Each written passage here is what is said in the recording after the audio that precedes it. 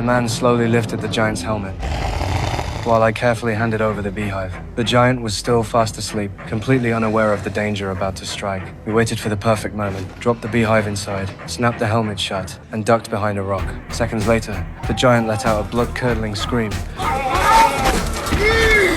He thrashed around wildly, slapping at his helmet in a frenzy. In his panic, he missed his footing at the edge of a ditch and crashed hard onto the rocks below. Just when I thought our plan had worked, the giant broke free and ripped off his helmet. Our hearts sank, but then a single bee flew out and attacked him. The cowardly giant stumbled backward in terror and plunged straight down into the abyss. We took off immediately, but Elmont suddenly stopped. He told me to get the princess out first, while he stayed behind to deal with Roderick and seize the crown. Before we parted, he removed the badge from his arm and handed it to me, officially making me a member of the Royal Guard. After a quick farewell, I grabbed the princess and raced toward the exit. Meanwhile, the falling giant finally hit the ground with a thunderous crash.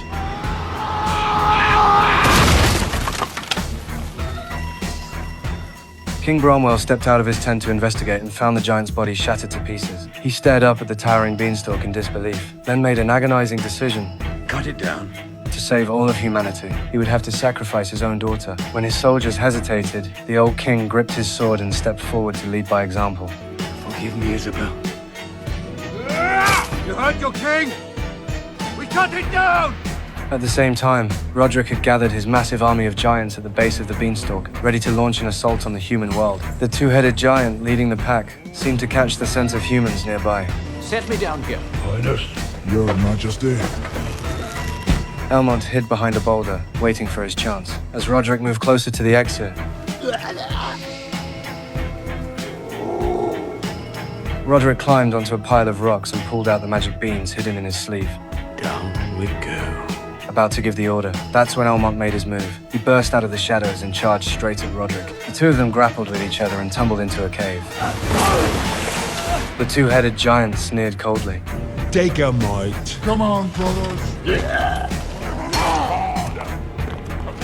Inside the cave, Elmont drove his dagger deep into Roderick's body. Wounded, Roderick scrambled backward, screaming for help. The giants outside pounded furiously on the rock wall, trying to break through and save him.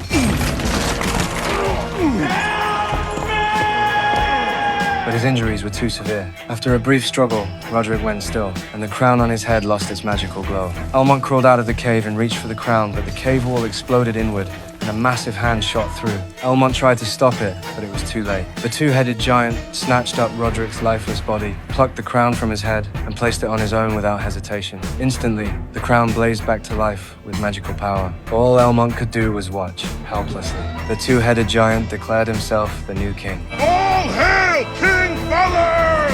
And every giant dropped to their knees in allegiance. A far deadlier threat was now heading straight for humanity.